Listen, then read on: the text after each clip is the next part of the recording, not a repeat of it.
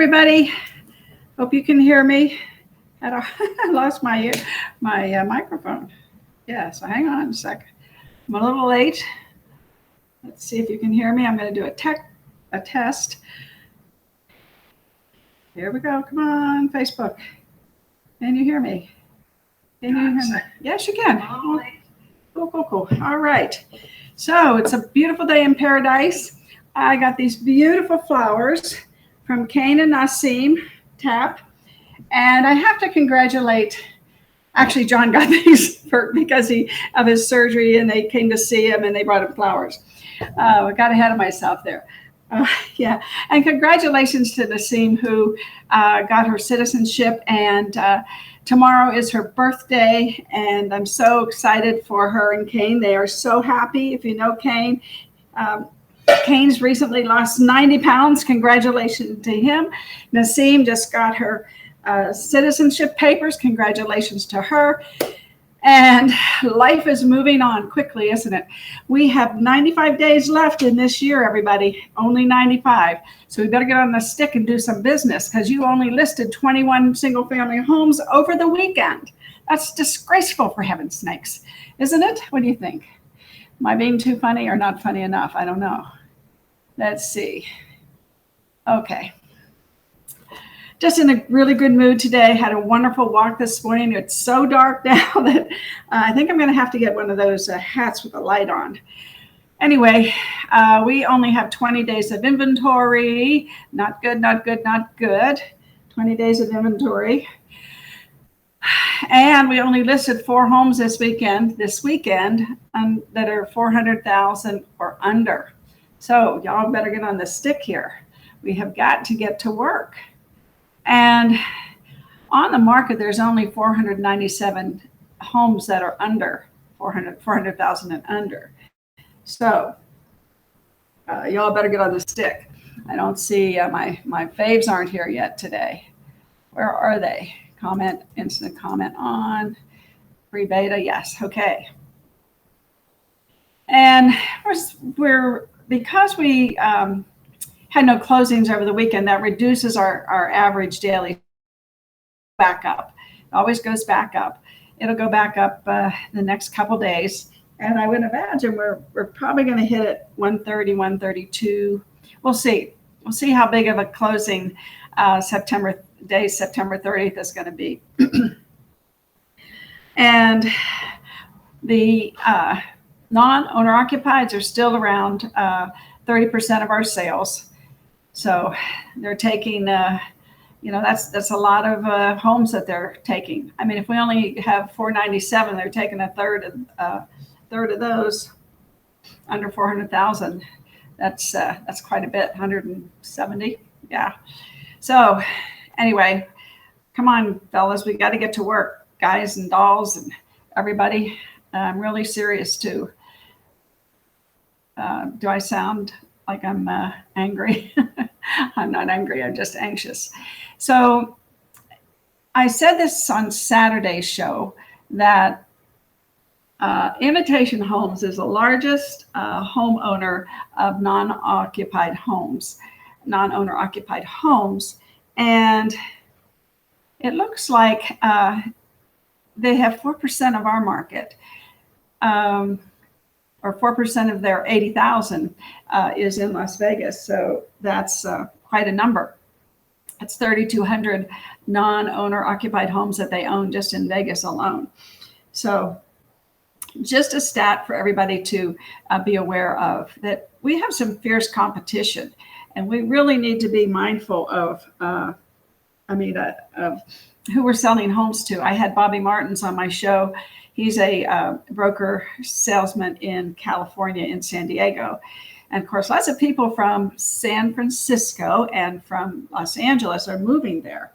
So in light of that, they are holding homes open Friday through Monday, presenting offers on Tuesday, because they have, so the people's homes are only on the market 4 days, basically. That's how fast they're selling there. And one of the things that they're trying to do is, in all fairness, is to sell to homeowners. I don't know how that meets with fair housing, but I don't think investors are a biased party. So we'll see, a biased part of the fair housing. I don't know. I don't know if they fall into that familiar status. That's what I was looking for, those words. Anyway. So I wanted everybody just to be aware of that. And then today we're going to talk about continue our September social media. And I want to, let me go down here. I got an itchy nose. It was very, very dusty out there this morning. Alrighty, so there's only 75 days left in 2021. And this is the last week of our social media September shows. And we need to create a plan with goals, and we need to write those plans down. And there's a calendar site, and I put it up here on the screen for you, and you can download it. And the first thing that you should do when you download your calendar, if you already have a calendar, I mean, I have calendars everywhere. I'm trying to consolidate mine into one. But anyway, so you need to mark down the holidays. And then you need to mark down the days you're not going to work. Because let's say Thanksgiving's a holiday, you might not be working Friday, you might not be working that whole weekend. And then, of course, we have Nevada Day and we have Halloween. And so there's a lot of holidays coming up in the next couple months. I think Veterans Day is coming up, yeah. And then we have Christmas, and then we have New Year's Eve. So lots of holidays in the next 95 days. So what you should do, and the reason why I want you to do that is because I want you to see how many days you actually have to, if you haven't, to do your social media marketing, or if you have not started Win the Day, to actually plan how you're going to spend the last 95 days in 2021. And if you don't plan, you know what happens. If you fail to plan, you plan to fail. And that is such a truism. So download the calendar if you don't have a day timer, and get yourself together here. And this week, let's fill out the calendar with your social media plans. And this is good for business planning too. And to put down the Win the Day action steps, put those on the calendar. So you can really see what you have to do in one day. So let me just show you something here real quick. Okay. Let me put this, hide this. Oops, hide this. Hide this for a minute. All right. Okay, this is my Sunday. This is what I didn't get done on Sunday. And on the previous page is all the things I had to do over the weekend. So, I mean, I have 10 things that I have to get done today. And I write them down. I mean, these don't fit on a calendar too well, do they? So I have to write them down like in list form. And then on my calendar, I have my classes. And of course, I block out, when I walk in the morning, when I get my show created, I do that every morning. And I do my show. Then I go to the office and I do the operations things I have to do. And I try to fit these things in. Some of these things are part of my operations things. And then I do my social media interspersed. So it's not overwhelming when I know what I have to do. I know that there's some people that say, oh my God, I'm so busy. You're not busy. You need to be scheduled. Quit saying the word busy. Just say I'm scheduled. And when you're scheduled, then you know what you have to do and you don't get overwhelmed. That really helps, everybody. That really, really helps. So let me get back here. I'm ranting today. Sorry. And then in the beginning of September, we talked about being intentional, right? And to clean up your profiles. Good morning. Oh, there's somebody popping on. Good morning. It's Monday morning. I know, Monday morning. I'm full of it. Good morning. Glad that you're joining me. Thank you so much. I'm itching my nose because I went on a very long walk this morning. I got up very early and I think I breathed in too much air. Dusty air. It was dusty. So make the time daily or at least a few times a week to do your social media. So on your calendar, time block 15 to 30 minutes a day, at least 4 times a week to do this. It could be in the morning with your coffee as you start your day, lunchtime, or even after dinner. Set a time to engage. Build those relationships. Check your notifications and respond to anything that you are tagged in. You need to engage with people and acknowledge people's interaction with you. Very important. So be active on more than one platform. Now, I recommend Facebook and LinkedIn and Instagram. Instagram, though, sometimes it's hard to do Instagram. If you're doing Instagram, it's hard to do two more. Instagram takes a lot of time and effort. So let's say for Facebook, you block off 9 to 9:15 on Monday, Wednesdays, Fridays. I mean, pick your days, Monday, Wednesday, Friday, Monday, whatever it is. I think I made a mistake there, but that's okay. And then Monday, Wednesday, Friday, from 9:15 to 9:30, do LinkedIn. And then Thursdays and Tuesdays from 1 to 1:15 for Instagram, something like that. But the key is just getting it on your schedule so it becomes a routine. It has to become a routine. And that's the main point. Now, the second thing I want to talk about. This says, in case of fire, exit the building before tweeting about it. And of course, you might say, I'm sure most of you have seen, good morning, good morning. When you say good morning, tell me who you are, because right now Facebook isn't putting your name on there unless you do. There's something you can click there when I show the show that will show who you are. Tammy got it, and a couple other people got it, but I'll have to do a little video and show you how to do it, I guess. Anyway, because I like to know who you are. But anyway, I'm sure you've seen, I think Jimmy Daggett classes, he shows the Titanic going down and everybody is in the water. Hi, Karen. Thank you. Everybody's in the water with their phones taking a video of the Titanic, right? And this is kind of like what the world is. The world is about being online and sharing information. And so we also have this. Let me put myself down here for a minute. People like us do things like this. So what does this mean? This is who I am. People like us do things like this. And what that means is, hi, Frank, good morning. Good morning, Frank. There you go. We got you. And this is Seth Godin and his book, The Purple Cow. And we're going to listen to Seth for about 10 minutes. And I want you all to glean from one thing from listening to this. You have to be interesting. The Purple Cow is about standing out. We all, if you're driving through, different parts. Hi, Debbie, Advantage Realty. Good to see you. Good to see you. Thank you for showing up. Let's see. Acknowledge you, my dear. Thank you very much.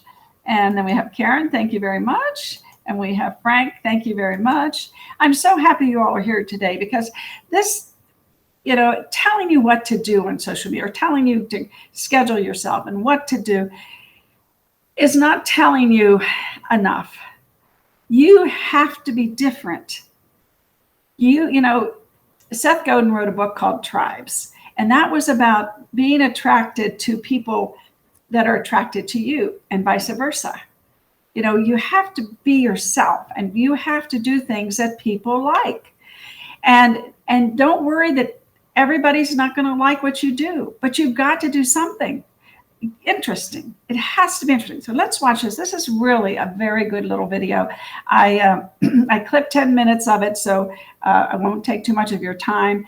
And hopefully I clicked enough that you get the message here. So let's put him up here. I'll hide myself, and we're going to play this. And I'll do a tech check to make sure he's working. But right now we got another one. This is a vinyl record. I don't know if you've ever seen one of these. But I show it to you as an example of what I mean. In 1972, the record industry was perfect. You couldn't help but make money if you were in the record business in 1972. Couple reasons. If I had a record and I liked it a lot, I'd play it enough to wear it out. I'd have to buy another one. Or I'd loan it to Bruce. Then I wouldn't have it anymore. I'd have to buy another one. Where would I get another record? I know. There were buildings called record stores, filled with things called records. I would drive there and I'd buy hundreds of different items, or dozens, because the industry was present in that building. Not only that, on my way there, I would turn on the radio in the car. Cars had radios. And what the radio did was do nothing but promote the product I was going to go buy. And there was MTV and Rolling Stone magazine. You get the idea. It was perfect. We all know what happened. In less than 5 years, it went from perfect to impossible. Every record ever recorded available to every human with a smartphone anywhere on earth, anytime they want, for free. More music available to more people than ever before in history. But the music industry is toast, gone. Same thing happened to travel agents. Same thing happened to brokers of all kinds. Go down the list. The internet destroys the perfect, and then it enables things that are impossible to occur. That's what revolutions do. They turn things upside down. So the question is not, is this happening? Clearly, this is happening. If you're a radiologist, you should be really nervous. Because a couple years ago, they figured out radiologists don't have to stand next to the x-ray machine. So they would send your x-ray digitally to somewhere who would, for less, read it. And now you should be doubly nervous because it turns out if a computer sees your x-ray, it can read it more accurately than a human. Bad time to be a radiologist. In fact, just about everything we did is going to be done differently. What a chance of a lifetime. What an opportunity to reinvent, to make a difference. So how do you do that? First idea is this. There are two ways to get married, right? The first way to get married is to go on Tinder and swipe right. Over and over and over again, proposing marriage to every single person you swipe. This is a stupid way to get married. The other way to get married is to go on a date. If it goes well, go on another date with that person. Then on the third date, you meet their parents, they meet your parents, you get engaged, right? You wait till the seventh date before you tell them you're out on parole. This method of dating, it worked for me, maybe it worked for you. It's a smart way to get married. So why aren't you dating your prospects? Permission marketing is this idea of connecting to people who want to be connected to, marketing to people who want to be marketed to, delivering anticipated, personal, and relevant messages to people who want to get them. Next big idea. For the first time in history, at scale, we can treat different people differently. Treating different people differently is an extraordinary privilege that has never existed. You grew up knowing what the bell curve was. You went to school, you studied stats. Normal distribution. You know why they call it the normal distribution? Because with 92% significance, people are normal. A couple standard deviations of weirdness out there, you can ignore the weird people, sell to the normal people. Average stuff for average people. It's the only smart solution, except the curve is melting. Bit by bit, day by day, if you give people a chance, they take a chance. If you give them a choice, they make a choice. There are now more weird people than normal people, because the only ones who are listening to you are the ones who care. The only ones who are listening to you are the ones who know they have a problem. It's the weird people that are going to raise their hand, that are going to pay the money, that are going to talk about you, that are going to show up. So instead of worrying about the middle, where they can't stand you, it's at the edges where we get a chance to make a difference.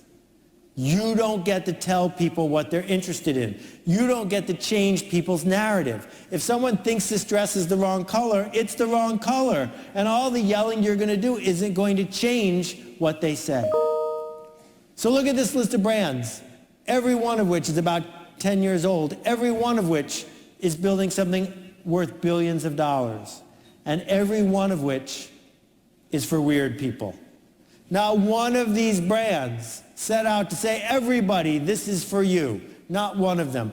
All of them started at the edges. And it's at the edges where we're going to earn the privilege of having people want to talk to us. This is hard news to hear in an engineering-centric culture where the whole mindset has been, how do we do it right?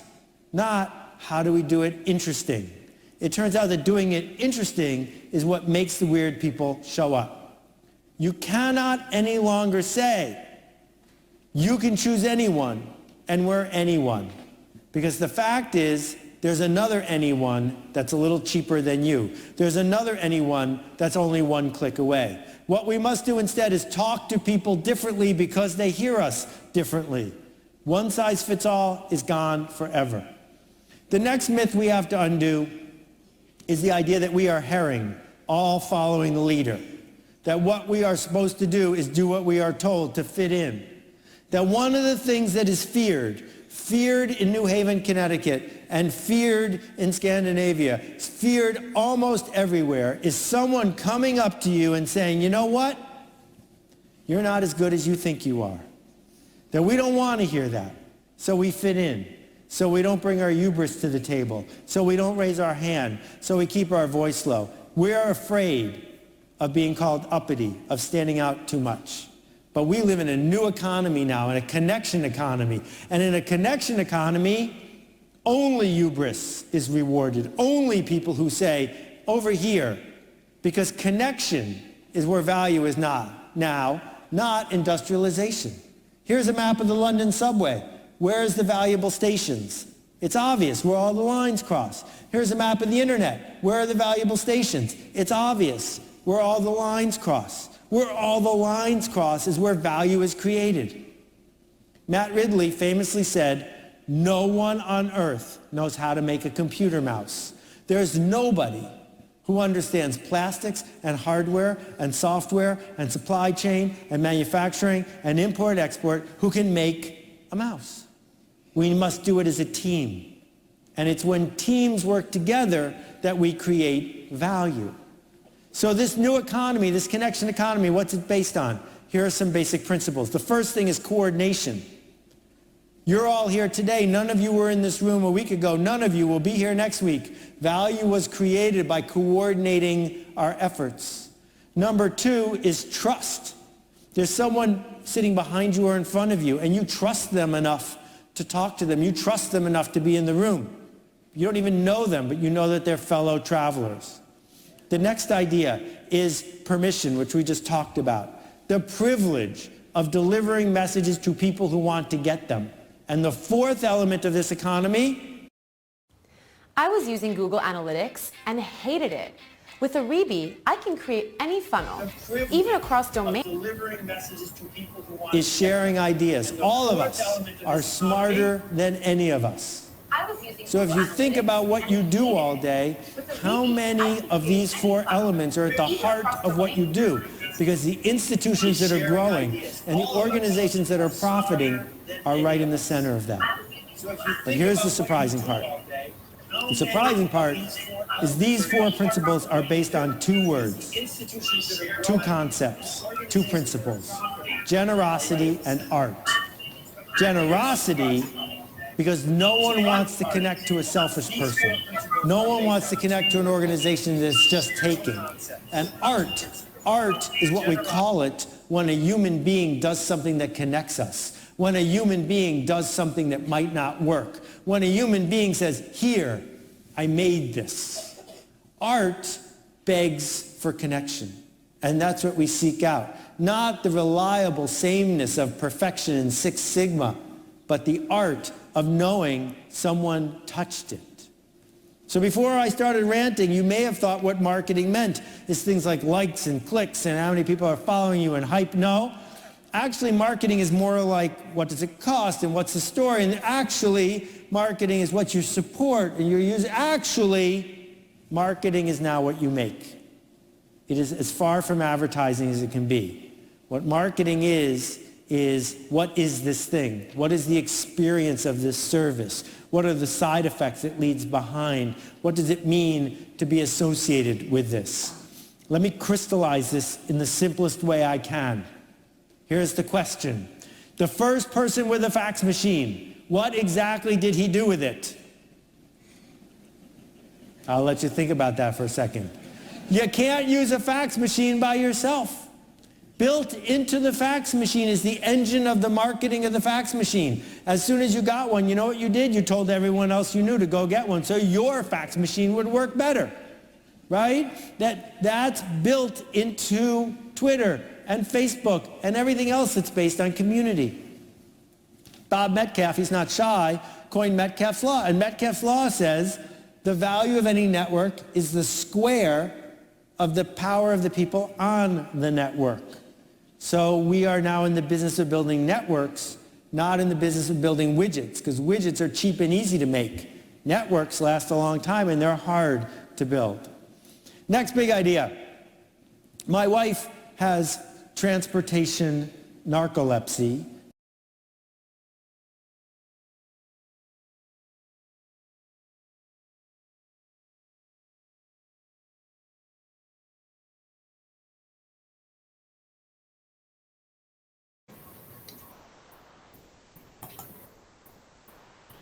So,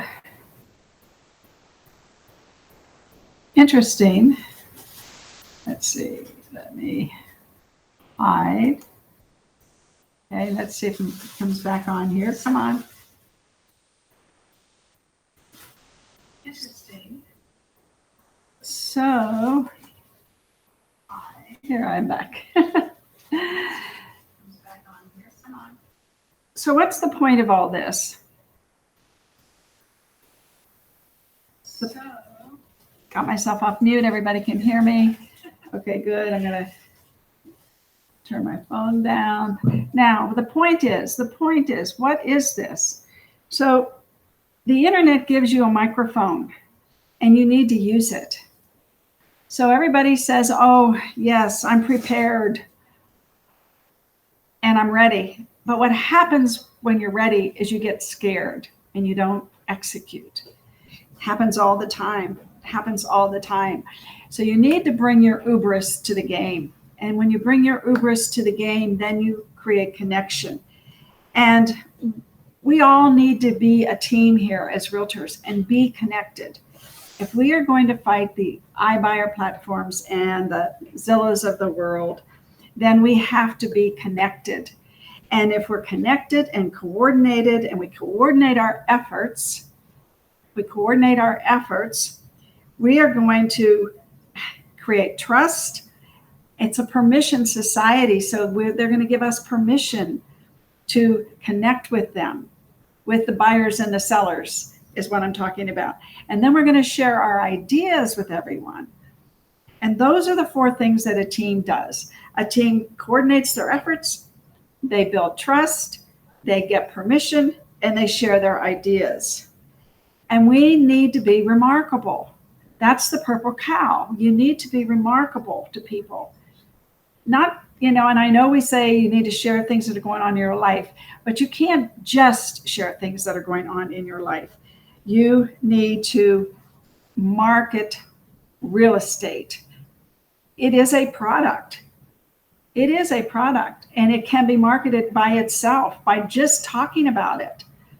You can just share all the information you have about a house, about how to buy a house, about how to sell a house, about how to stage a house, all the different things that go into helping the sellers and the buyers be interested in you. And like I've said so many times, I could say the same thing that Frank says, but they might like Frank. They might like his style. They might like his delivery. He's the purple cow. I'm not. I'm just the black and white cow, right? They don't relate to me. So, but you all have to find what they call your tribe. And Seth Godin, who he was the one doing the presentation, like I said, he wrote the book Purple Cow and he wrote the book Tribes. And Tribes is about attracting people. Well, if you take that book and fast forward it to today, it means you need to attract the people that you are giving information to. So it's kind of taken a fast forward a little bit. So we need to be the purple cow, not Zillow. Zillow's trying to be the purple cow. They're trying to be that seamless connection for sellers and buyers to buy and sell homes. We need to step in there and we need to be a team against the iBuyer platforms. And that's the thing about being interesting. That's what it's all about. People need to like us. People like us. This is who I am. People like us do things like this. We do things differently. That's what this first slide was about today. We need to get involved with what we do and realize that we've got to take what we're doing to another level if we are going to maintain and beat and fight hard against the Zillows of the world. And that's what this is all about. That's what a social media September is all about. Getting yourself out there, building relationships with people. And now I added this on top of it all. You've got to be interesting. And you probably are interesting. You just don't know it. Like I said, everybody's prepared and ready, but when it comes to ready, you're scared. Just do it. If it means you're going to talk about yourself for a month or two to get comfortable relating to the Facebook and the LinkedIn and the Instagram, because you're sharing your things on the stories and on the reels and on the Facebook stories, just, if that's what it takes, do it. We've got 95 days left in 2021. Get started now and move into being interesting. Annetta, you're interesting. You do those videos, you talk about interesting things, and you're interesting because you're sharing things that people don't know about. And there are things that they'd like to know about because it's interesting. It's all about being interesting. Erin Mills, she's interesting with her stories and this. And do you know that she held 4 open houses this weekend? I think that's pretty interesting. I think there's probably a lot of interesting information she could share to the world about that. And let people know what we're doing, that we're doing these things. And the $32 million house that was just listed, that's interesting. Tell people about it. 14,000 square feet, all those, almost on an acre. I mean, it's beautiful. And that's what people want. That's what we have to give them. So that's it for today. We've got the rest of the week. I've got some great ideas to share with you that you can start doing. And I actually have about 15 of them. We'll see how many we get through between now and the end of our social media September. I love you all. We're having a class on Wednesday, and it's from 2 to 5. It's pay attention or pay. And Jimmy Degg does a great job of teaching this. If you're a broker, it counts as broker management, this particular class. And if you're an agent, it counts as general. And it's really a funny, fun class. Come and have free food and fun and learn at the same time. I love you all, and I'll see you tomorrow. Have a beautiful Monday.